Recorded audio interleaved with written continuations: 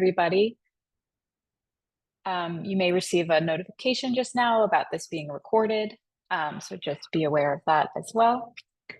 This is the second in the series of biogeosciences careers beyond academia. This workshop will be focused on the U.S. federal contractor jobs, and we have a wonderful panel today that we'll get into some discussion. This workshop is an hour and a half. The first hour will be a panel on career paths and job types. And then the final half hour will be breakout rooms with more kind of like individual Q&A with the panelists. And Jesse, you can go ahead and do the next slide, please. And as I mentioned, this is a series. So this was the second out of 4. The next one will be in October on NGOs and private research centers. And the final one will be in November on private industry. So please see the registration links if you are interested in that.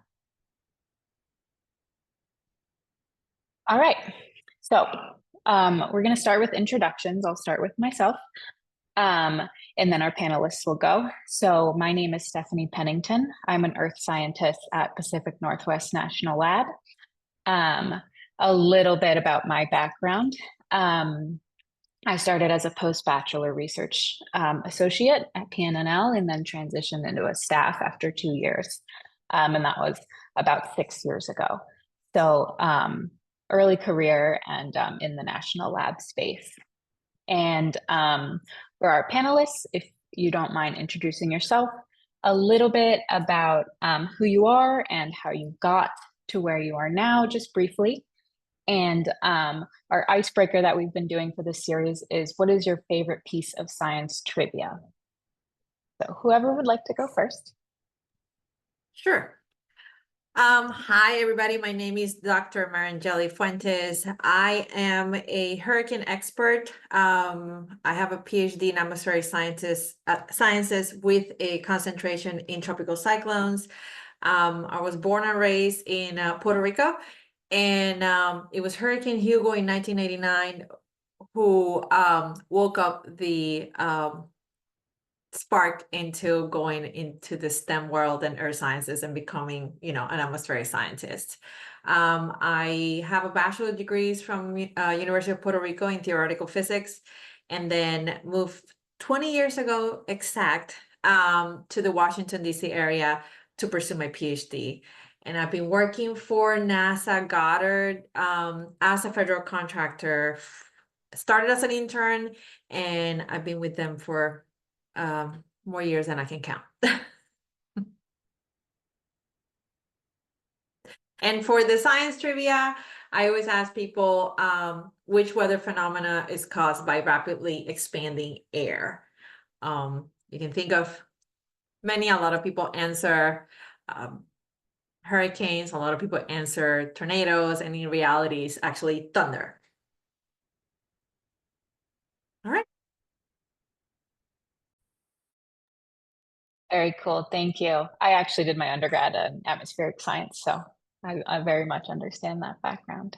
Who would like to go next?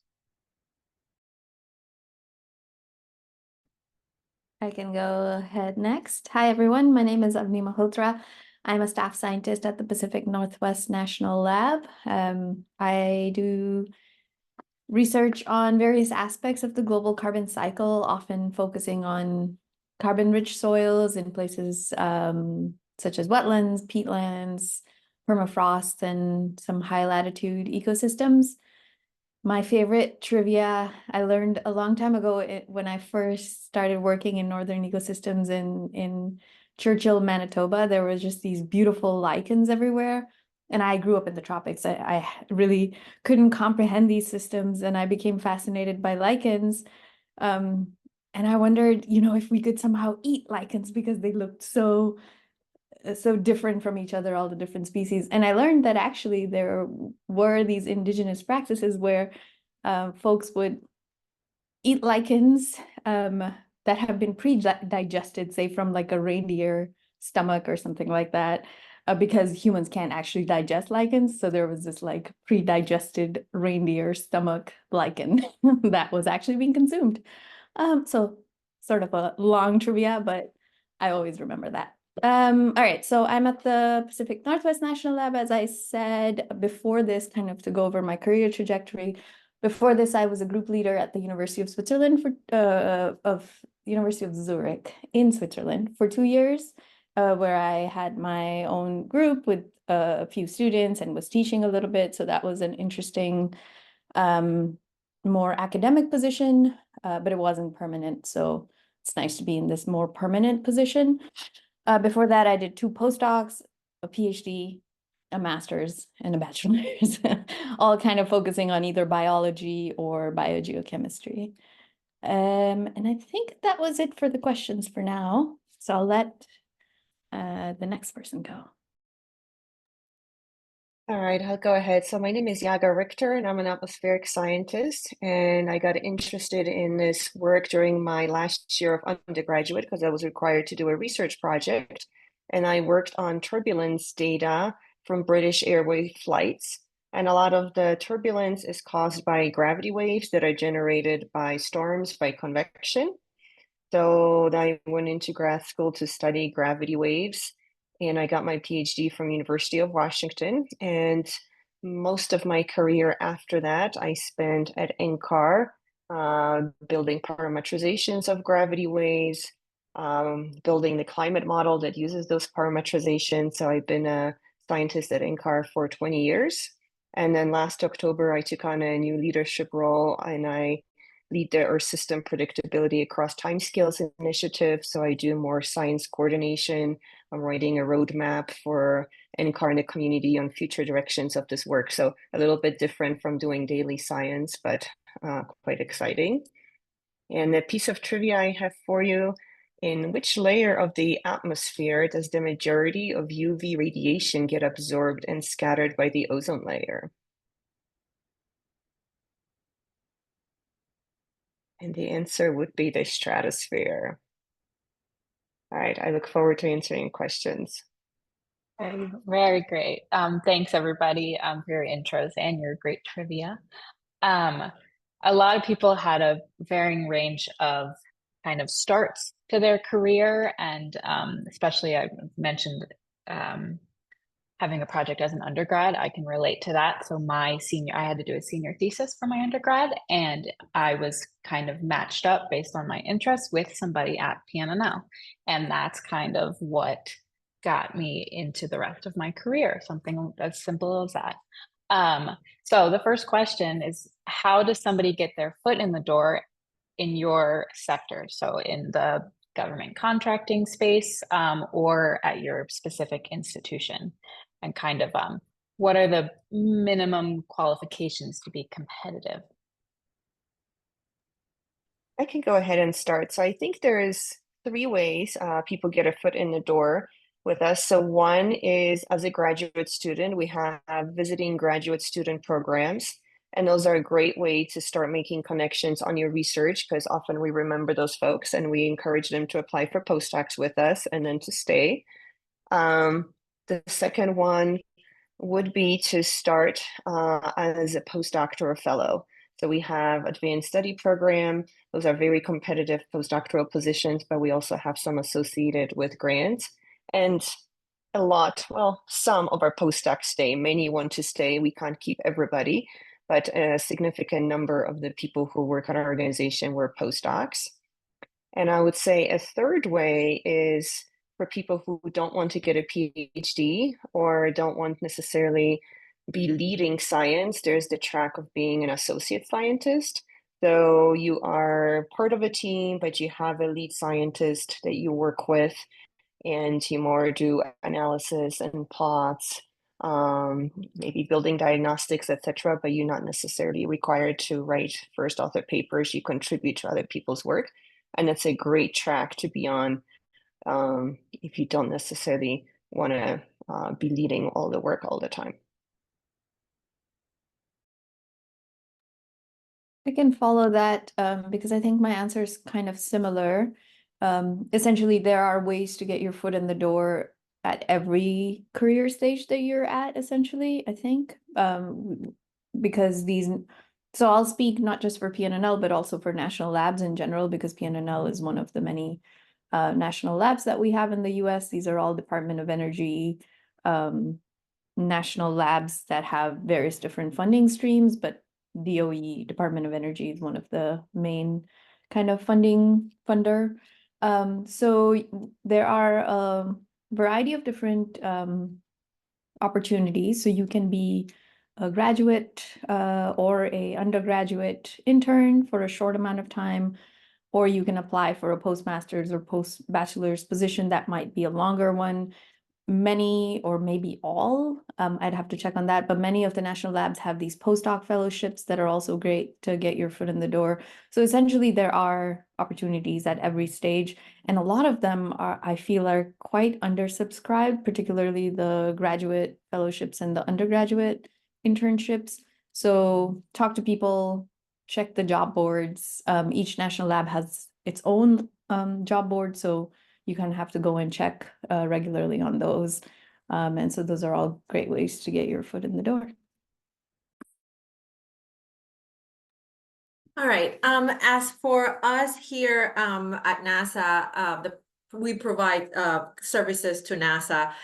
There's the same similar framework. There's opportunities as an intern to start out of a bachelor's degree, even before you finish your bachelor's degree, out of grad school, and they're in different levels, from just doing purely science, and from atmospheric scientist perspective, running global forecasting models, data simulation systems, to actually doing quality control of data that we have in orbit coming to us through our DACs, to our, where we distribute all the data.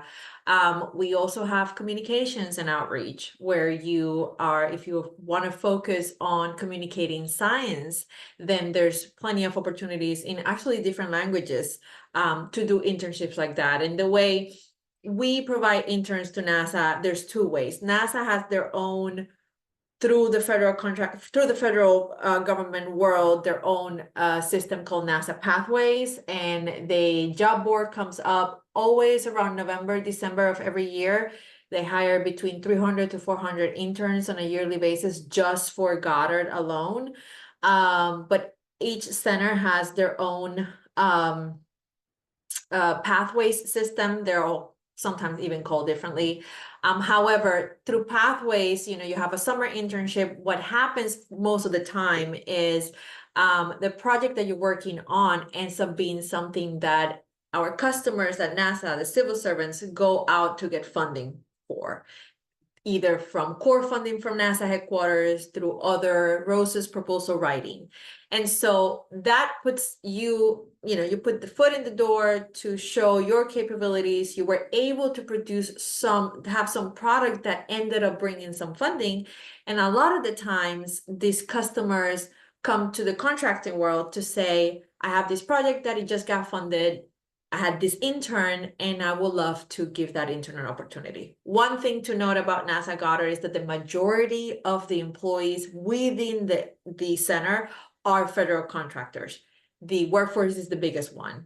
The civil servant federal employees are a smaller amount of people, so a lot of the opportunities to work for the center are coming from us in the federal contracting world.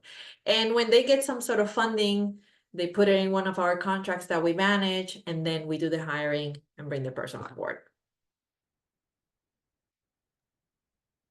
Thanks, everyone.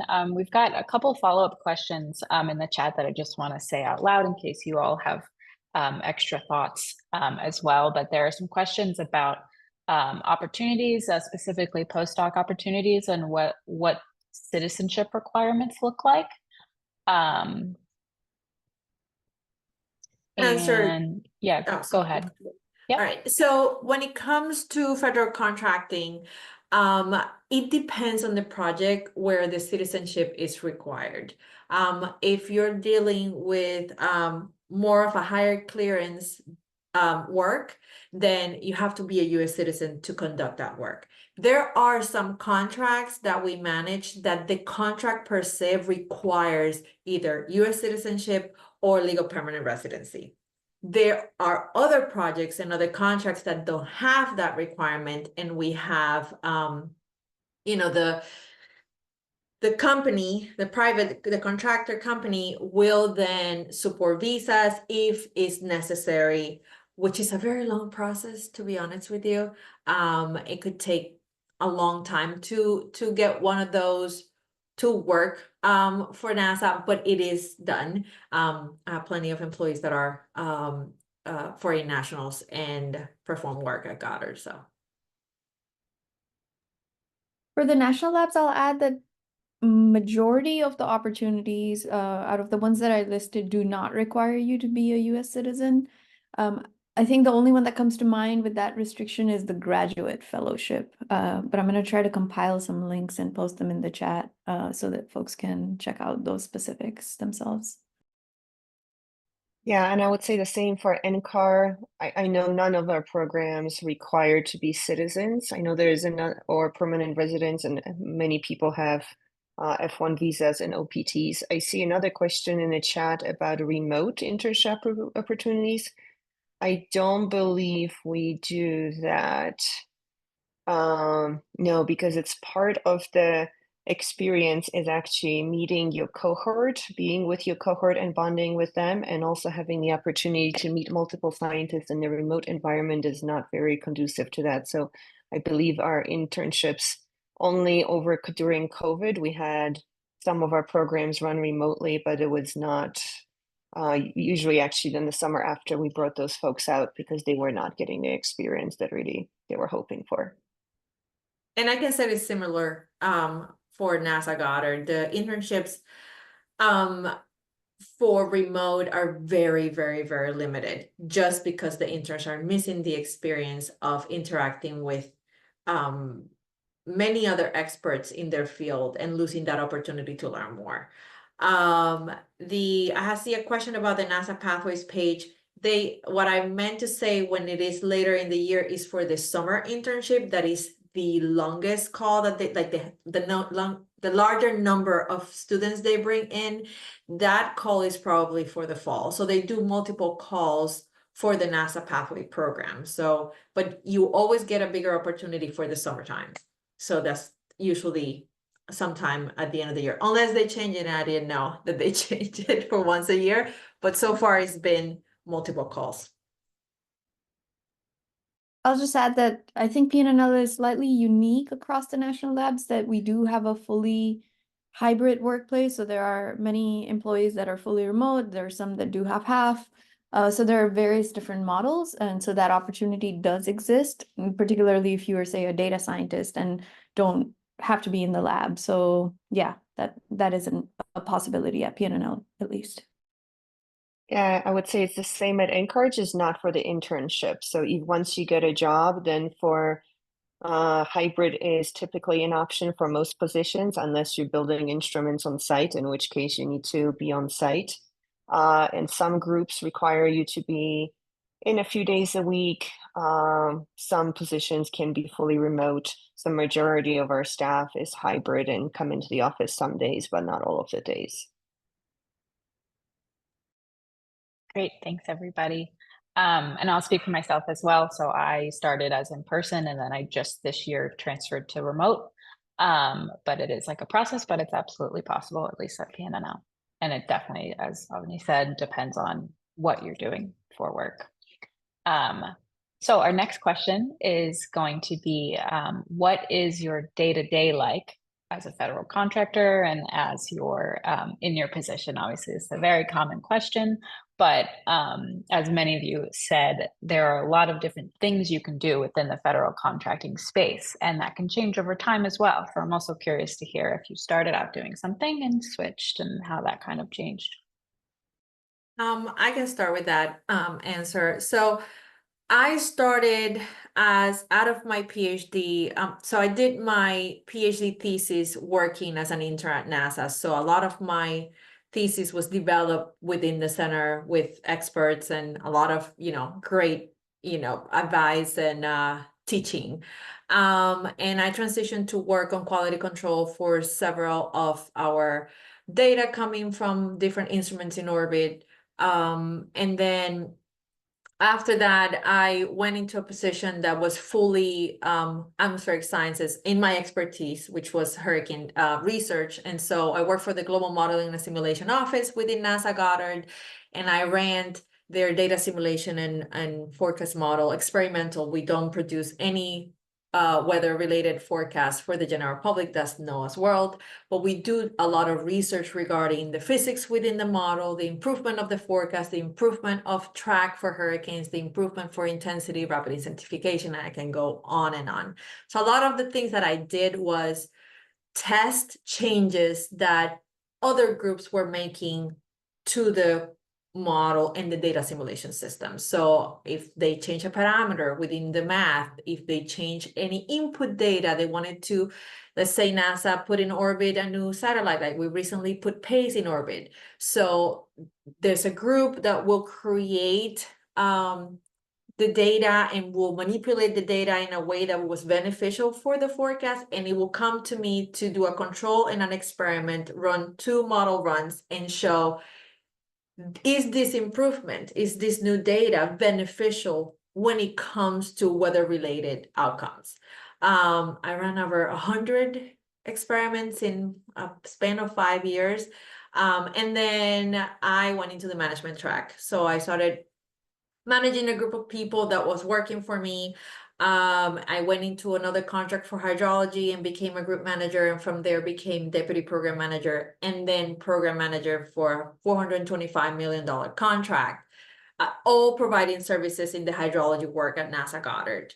And then from there, I took a position of chief science officer for the company I work for now, NSF Systems. And in that role, I oversee multiple science contracts, all related to atmospheric sciences, all kind of finding synergies between all of them. Can we have people in this contract and in this group collaborate with these people? How can we do bigger projects and etc.? So you can evolve quite easily in the federal contracting world if you have an interest in going a path of management, for example.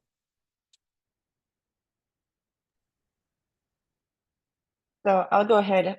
So what I do has also greatly varied over the years. So when I started, I would mostly do work alone on developing parameterization, running the model, see if it made it better. And over time, those efforts were more and more connected to other people because we build an Earth system model. So really working with other groups who putting other changes in. And you start getting pulled into other projects of different impacts of the gravity waves or oscillations in the stratosphere or other things. So then slowly over time, I evolved to being participants in groups to being a leader, team leader of groups and projects and writing proposal and being responsible for deliverables, in mentoring younger scientists and bringing in funding for their effort.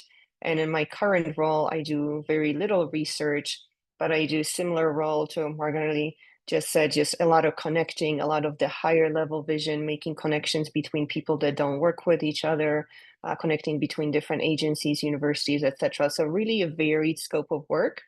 But I would mention it's also possible if you love just doing science, you could, and you want to continue doing that, we have people doing that as well. So you don't have to grow into a management position. Actually, most people don't.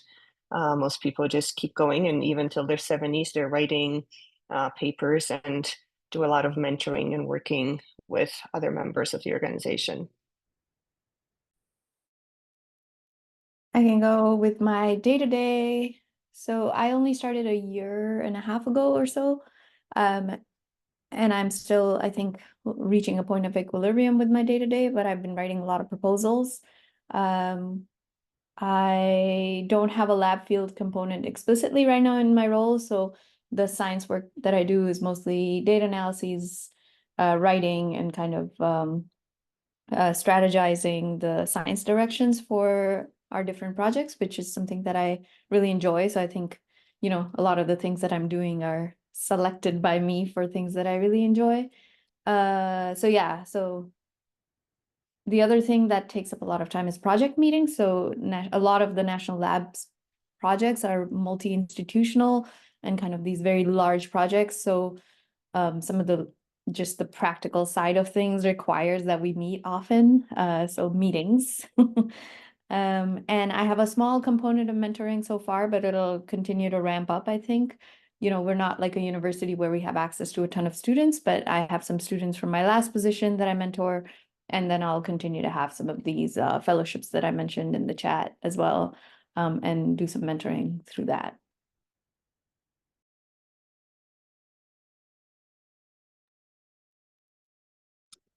Very nice, thanks. So I actually have a question because I only know the PNNL space. And it's also going to wrap this in with a question that was given beforehand from one of our registers. What is funding acquisition like at your space? Are you required to bring in money? Is that more, yeah, so if anybody could speak to that. And that kind of ties in with a question we had about comparing and contrasting contractor careers with academia. Right. The answer for us is no, we're not required to bring funds. We actually, the way it works is the federal government will put out a call for a proposal for companies, in my case, small business set aside, meaning the type of work that we do, the companies that submit proposals for that kind of contract, for that kind of work, have to be less than 1,000 people for the most part. There's other variations, there's 1,200 people, it just depends on the type of contract, but they're mostly small business set aside science type contracts. And so the government already has a set of funds for this contract. They put out a call, they put a draft request for a proposal for about 45 days, and then they submit the final, and you have 30 days to submit your pricing. And so it takes about 6 months for the government to say, all right, we want to choose you, whatever company. They evaluate everything, they score everybody, and then they choose a company that is the winner. And so let's just say that the work is already ongoing and another company currently has that contract and they lose and company Y wins. It is literally flipping companies. The company that has the work currently that lost has a deadline to move all those employees to this new company. So you don't lose your job, you don't, the funds are there. Now, if there are issues with the funds where the agency, where NASA doesn't get on a fiscal year the amount of funds that they got last year, they do make cuts. They do cut some of the work. It depends on the type of work, and it also depends on how crucial that work is for some of the missions. So we have had circumstances where we are letting employees know, unfortunately, your funding got cut because the fiscal year funding got cut for earth sciences, and we have to let you go. In many occasions, we find a way to move that person and that expertise to a different contract that has funding, because the person can actually be useful in that other contract. So we try our best to move people and not having to let go people, but we don't bring our own funding. It's provided by the federal government. We're providing a service to the federal government.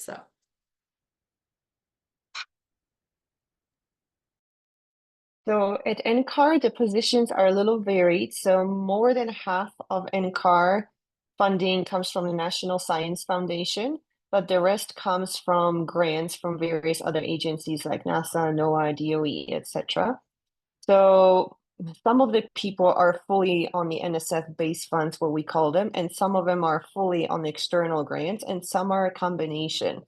So it really depends what position you have and what you're doing, and also how you got in. So sometimes when we have external funding come in, there's nobody internally to do the work. So that is when people come in on project funds. It's a little harder than for them to get on the base funding. And conversely, if you get in on the base funding, usually you do end up staying there unless you bring in other money. So it depends on the role. So in my role, I often wrote for proposals, even though I didn't need the salary because I was base funded. But then I was able to hire postdocs or give the money to other people and then have other people to work with me on those projects. So it highly It's a little bit variable and independent, and we're working through right now a modernization process of this appointment structure to also clarify and have a little bit more consistency in those funding profiles as well. But similarly, as a NASA, we try to, once people are in, we try to keep people and rotate them around different projects if they're becoming short on funding, etc. So in general, we try to retain people as much as possible. Yeah, our model is quite similar to that. It also depends on your career stage or your scientist level. So if you're coming in at a L1 or L2, you're not expected to generate your own funding, but just kind of network within the lab to let folks know that you're available and what your skills are. So then people are allocating you funding hours. At my stage, I am definitely expected to generate funding and bring in funding. So I spend a lot of time thinking about proposals. Some folks at my stage already came in on a large funded project that's going to last for 10 years. So they have less of a pressure to do that. But yeah, again, it's a mix of depending on your situation and career stage.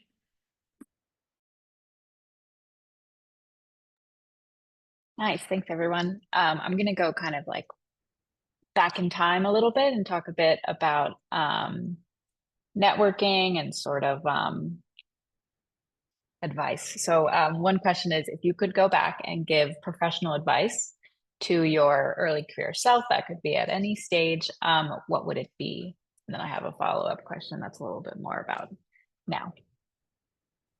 I will say in the world that I work in, number one, try as much as you can to have enough experience as an intern through your undergrad. Just try to get internships, try to work in the field somehow.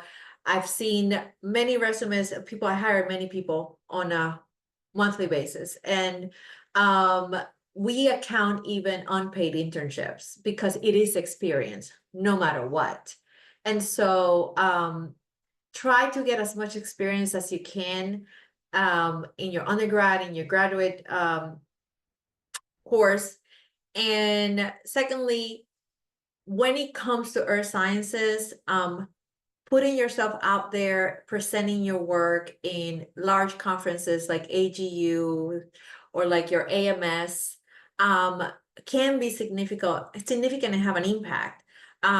You get your name out there, you get people to see the work that you're doing, you get to interact on a one-on-one with some of our own customers that are looking for people that are doing the type of work that you're doing, but they didn't know about it until they went to your presentation. So, that's something that I always recommend to any student. Just present your work. If you can publish, even better. Just have your name out there through internships, through presentations, through publications. And it just, it is extremely helpful when it comes to when you graduate and we do some hiring.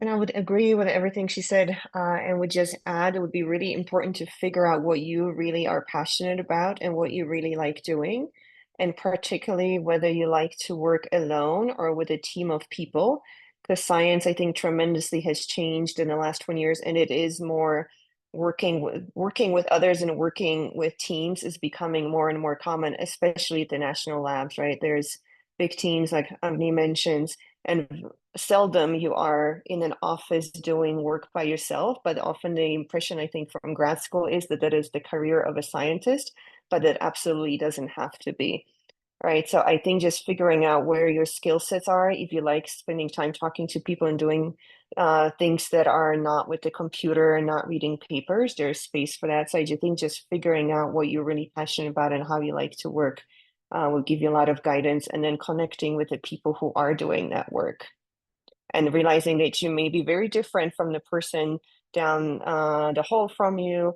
There is in graduate school, there's very different people, and you don't have to be like them in order to be very successful. And actually often those different skills are very much needed, especially are we going towards this earth system connected science, that those different soft skills, the ability to connect between disciplines, are very much sought after right now.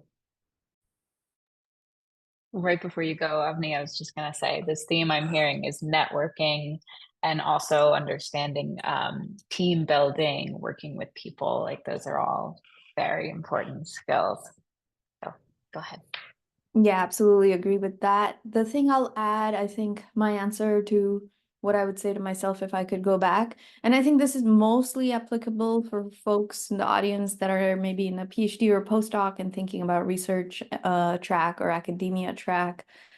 But if I could go back, I would tell my younger self to focus on figuring out what I'm good at. And once I figure that out, kind of nurture that, publish on that, and just focus on that rather than wasting time worrying about what I'm not good at and kind of trying to compensate for that somehow. I think I wasted too much time on that, and it should have just been like, all right, this is what I'm good at. I'm going to double down on this. That's all I'll say.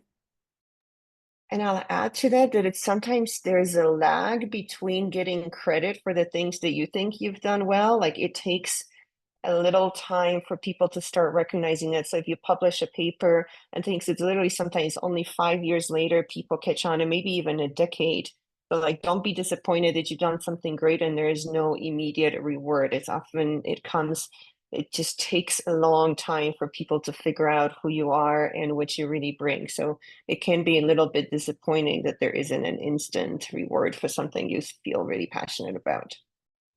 That's a really good point. And I would add that I think if you surround yourself with mentors, or if you can find some mentors that are your advocates and your uplifters, those have been the folks that have helped me realize what I'm really good at in a much faster way than if I had done it myself. So mentors help. And just to add one more thing, I mean, not everybody is likes to publish. Not every scientist actually likes the hard work that it is to publish, because it's very involved and it takes a long time. And however, there are people that I've worked alongside that I admire greatly that have never once published, but they have discovered this very special skill to do the work that they do that differentiate them from everybody else. And so it is ideal, especially if you're doing a master or PhD, it is ideal to have some publishing with you when you go to the world of trying to find a job, etc. But it is not necessary. There's always find that sort of niche that makes you different and sell yourself. And conferences are great for that. Just mingling with other people and just putting your name out there and showing this is what I'm capable of can go a long way. Yeah, what I'm hearing is mentoring is so important, and also nurturing and growing your own skills based on what you're interested in. Sometimes carving your own path can not give you that instant gratification because it's kind of uncharted territory. For myself, at least, I knew that I was very interested in data and science communication, but I love working within projects that are working on science.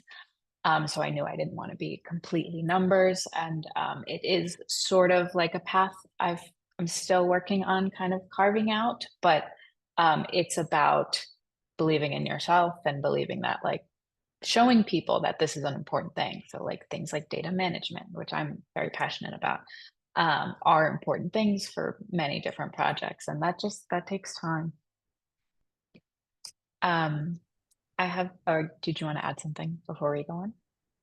Yeah, I wanted also to add that your supervisor is not necessarily the only mentor you can have, because I think often we feel that that is your person you should be learning everything from, but they may not be who you want to become. So I would just encourage you to find other people. And if you email them or ask them to go for coffee, even if they're like a director or someone that you might not think, but they actually most of the time will take the time. So if you like what someone is doing and want to learn more about what they're doing, I would highly recommend reaching out. And definitely, sometimes you'll get lucky and your supervisor will be your mentor. but they definitely don't have to be the only one, and they may not be your main one. I'll add to that that peer mentorship as well can be very important. Having people in a similar place with you can be very beneficial for support. All right, so we have a question from the chat.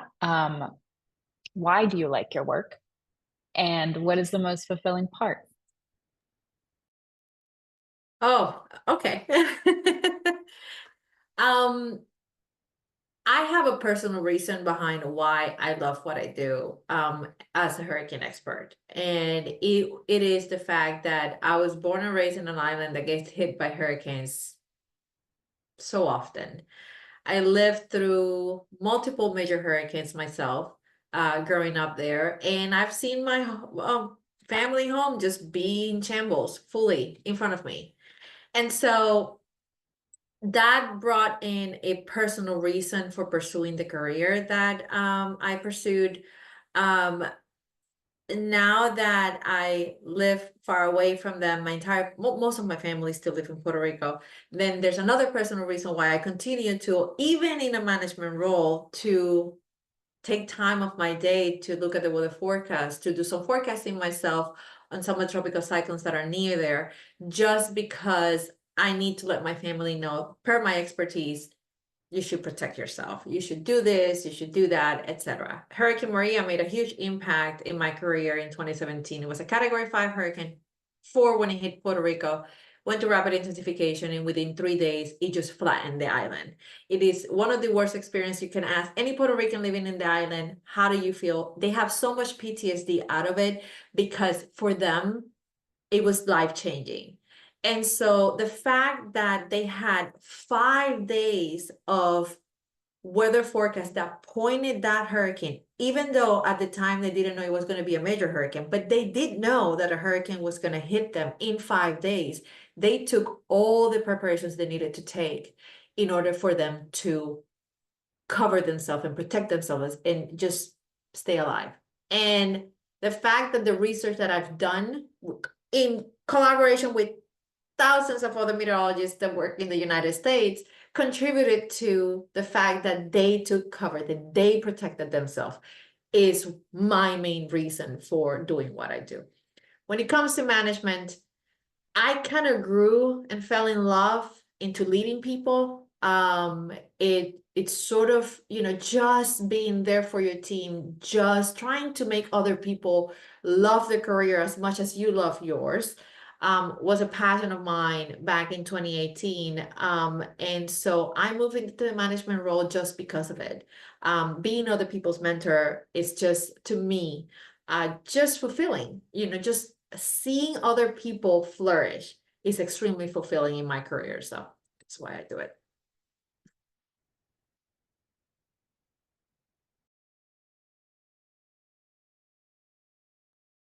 I can go next. So I guess my two favorite things about my job are the people and the science.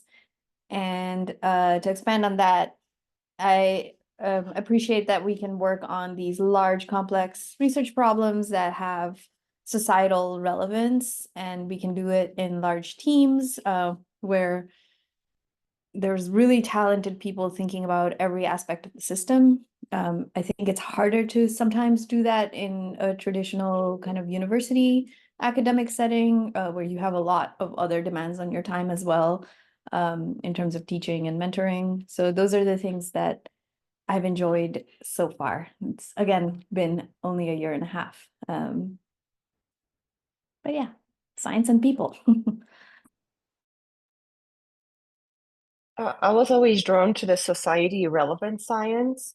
So, the more you watch the news these days with climate change, you can see every day almost on the news, there's wildfires, floods, droughts, hurricanes, etc.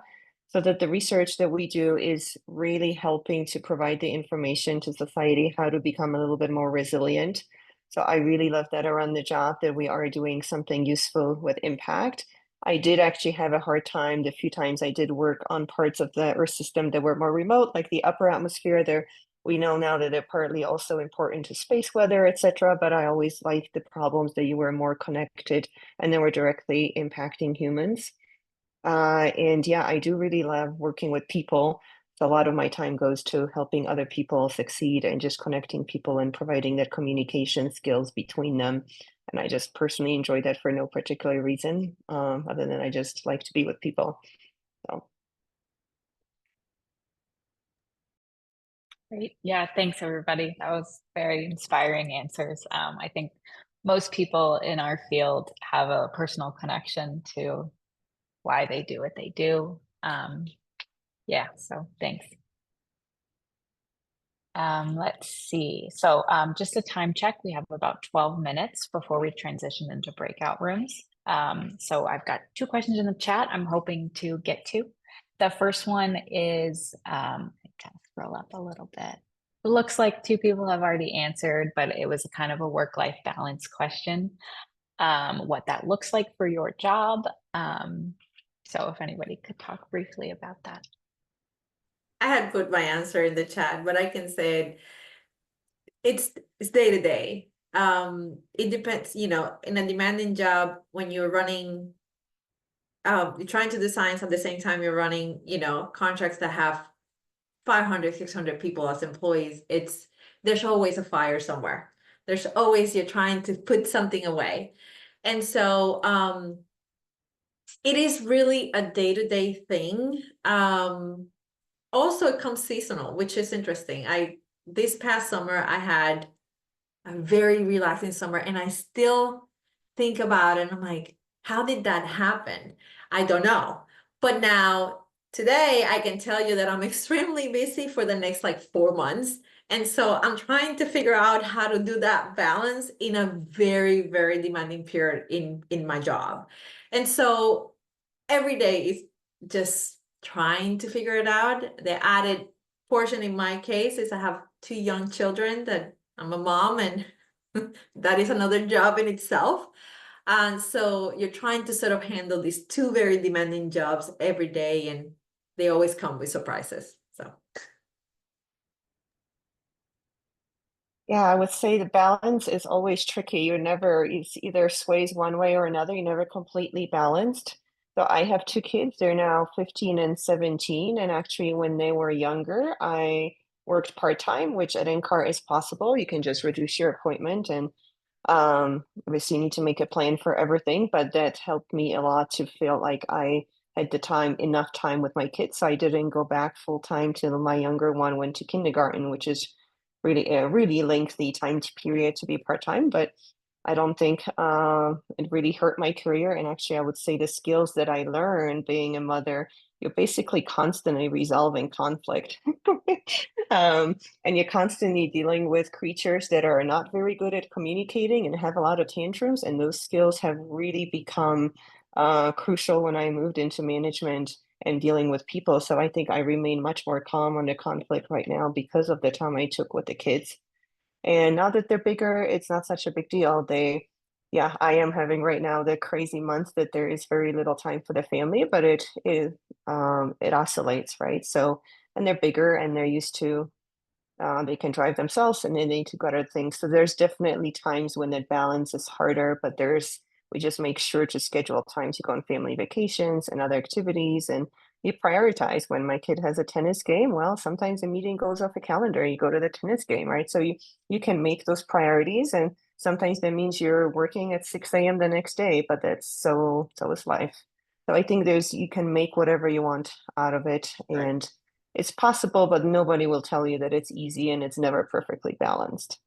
That's right. And I wanted to add, you mentioned the soccer game, and coming into my job, I was very specific when it came to one thing about my children. I will never miss their honor roll society ceremonies. And I was very open and very honest and these are the clear expectations. If there is a meeting or a workshop, anything that is around the time that my children have their honor roll society, I will not go. So they're very much aware of that. It is my only thing that I do not want to, as a parent, I do not want to miss. So they sometimes ask me, so is there anything on this day? And I'm like, you can't do it this day because I won't be here. And they know why. So there's also that part of it. You should be very transparent and say, this is my boundary, and please respect that.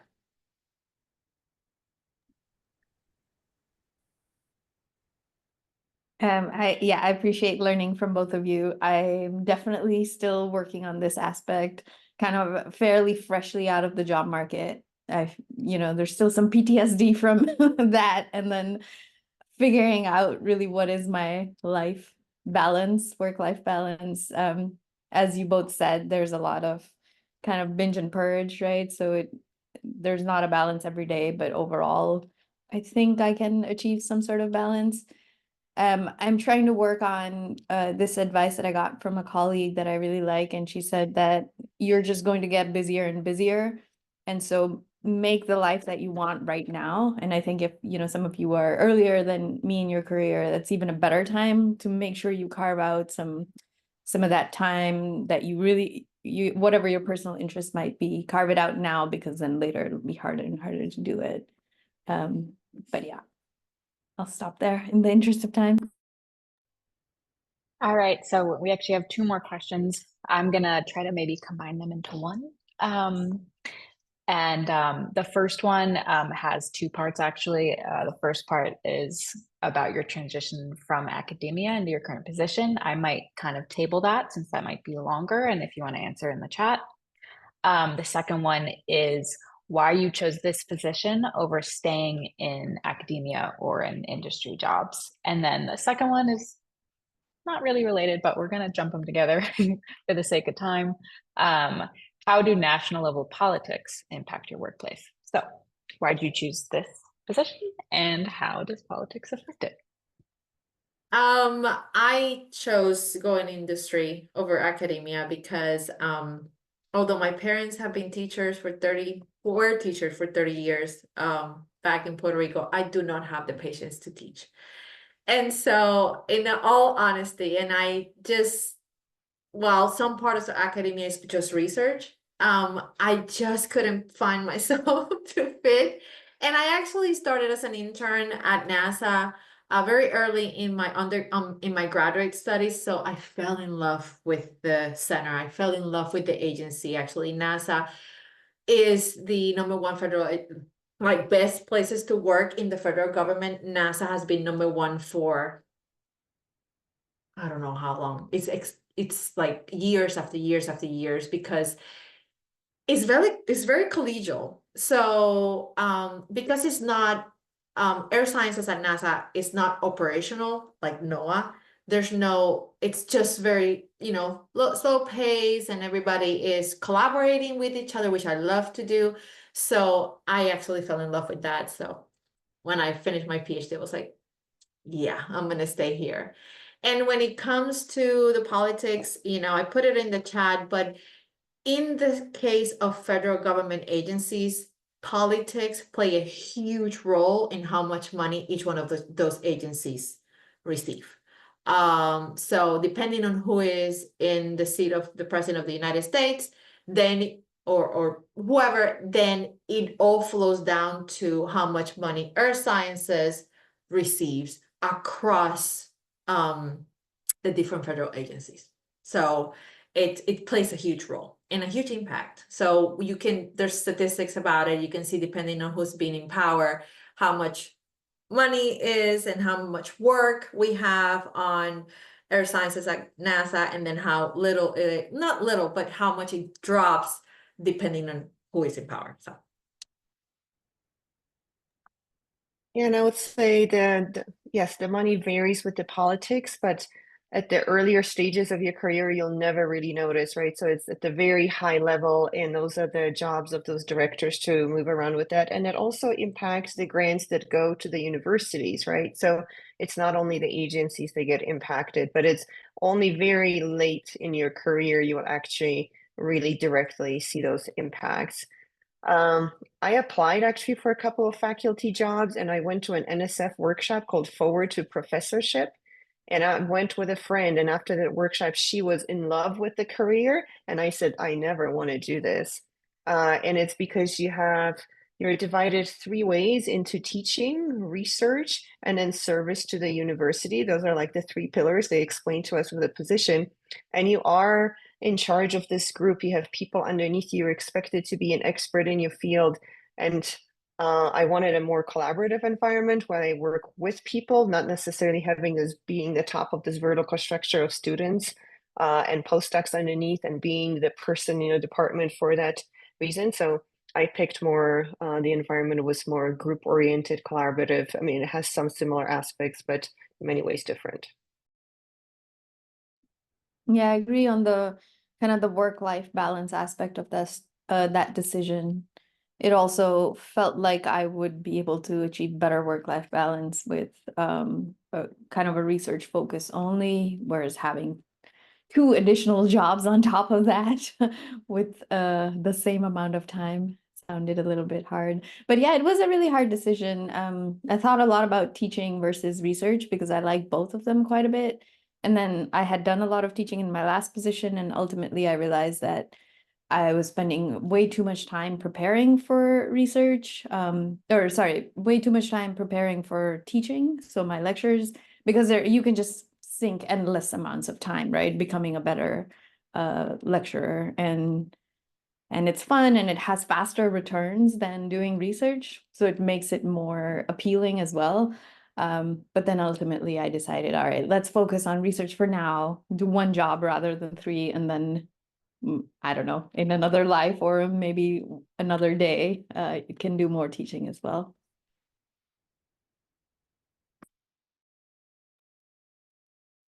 All right, thank you all. We are almost at the hour. So before we all split up into breakout rooms, I just wanted to thank our panelists and everybody just in your own homes and offices, give a little clap. Thank you so much for sharing your insights into your workspace.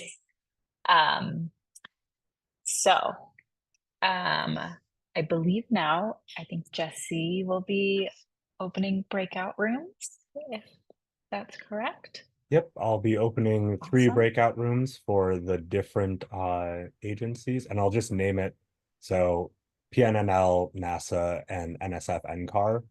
And if we could have the panelists go to their 3 breakout room or their individual breakout rooms, that would be excellent. Stephanie, can you please stop the recording? That assumes I know how to. I just realized I can also